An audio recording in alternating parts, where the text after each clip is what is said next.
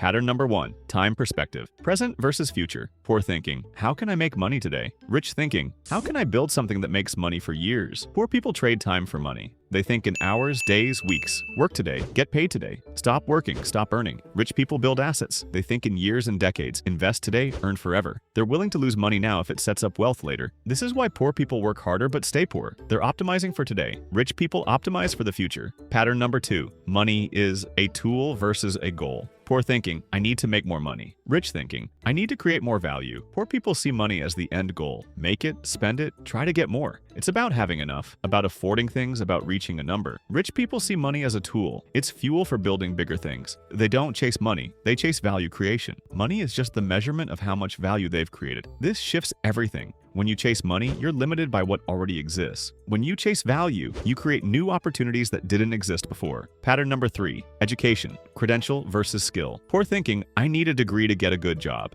Rich thinking, I need skills to create value. Poor people collect credentials, degrees, certificates, titles, things that look impressive, things that might help them get hired. Rich people collect capabilities, skills that create value, marketing, sales, leadership, building. They don't care if there's a certificate. They care if it makes them more valuable. This is why you see wealthy entrepreneurs with no college degree and broke PhDs. The degree doesn't create wealth. The ability to create value does. Pattern number 4. Risk assessment, danger versus opportunity. Poor thinking. What if I lose everything? Rich thinking. What if I win big? Poor people see risk as danger. Every uncertainty is a threat. Every investment could be a loss. Every opportunity could be a trap. So they play it safe. They avoid. They protect. Rich people see risk as opportunity. Yes, you might lose, but you might win massively. And the downside is capped while the upside is unlimited. So they calculate risk, then take it strategically. The irony? Playing it safe is the riskiest strategy. You're guaranteed to stay where you are. Rich people accept calculated risk to escape guaranteed mediocrity. Pattern number 5. Problems. Obstacles versus puzzles. Poor thinking. This is too hard. I can't do this. Rich thinking. This is complicated. How do I solve it? Poor people see problems as stop signs. Something is difficult, expensive, or complicated, so they quit. The obstacle is permanent. Either you can do it or you can't. Rich people see problems as puzzles. Something is difficult, so they find a solution. They ask different questions. Not can I, but how could I?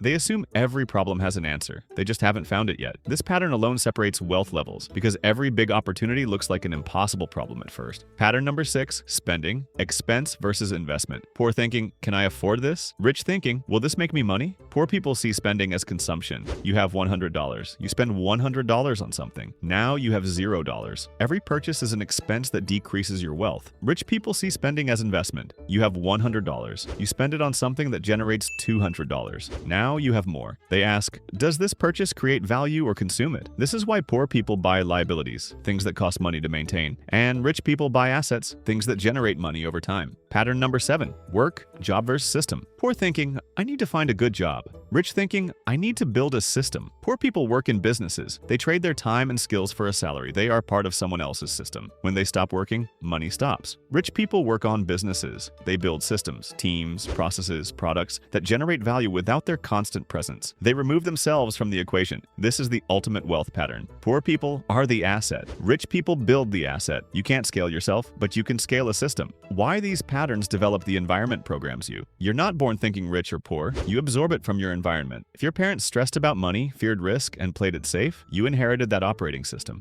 You watch them choose security over opportunity, complain about money instead of creating it, work for others instead of building for themselves, and your brain learned this is how the world works. It's not their fault. They were programmed the same way, but that doesn't mean you're stuck with it. The survival instinct backfires. Your brain evolved for scarcity. Food was limited. Resources were scarce. The survival strategy was protect what you have, avoid risk, don't waste. But we don't live in scarcity anymore. We live in abundance. The survival strategy that kept your ancestors alive now keeps you poor. Your ancient brain is running in a modern world, and it's giving you the wrong answers. Rich people have learned to override these instincts, not eliminate them, override them. They still feel fear. They just don't let it make their decisions. Reprogramming your wealth mindset. Step 1. Audit your thoughts for 1 week. Track your thoughts about money. Every time you make a financial decision, ask, am I thinking from scarcity or abundance? Am I thinking short-term or long-term? Am I seeing an expense or an investment? You can't change what you don't see. Most people run poor thinking patterns unconsciously. Awareness is the first step to reprogramming. Step 2. Study wealthy thinking. Read biographies of wealthy people, not the sensational stories, the detailed accounts of how they think. You'll notice patterns, how they evaluated risk, how they made decisions, how they they thought about time. Your brain learns by observation. Expose it to different thinking patterns consistently and it will start to adopt them. Step 3. Practice abundant actions. Start making small decisions from abundance. Don't ask, can I afford this? Ask, will this create value? Don't avoid risk. Calculate it. Don't optimize for today. Optimize for 5 years from now. Your mindset shifts through action, not positive affirmations. Act like a wealthy person thinks, and your brain will eventually think that way naturally. The mental shift. Wealth isn't about how much money you have right now. It's about how you think about money, risk, time, and value. Change the thinking, and the wealth follows. The difference between rich and poor isn't circumstances, it's consciousness. And consciousness can be reprogrammed. Same brain, different operating system, different results.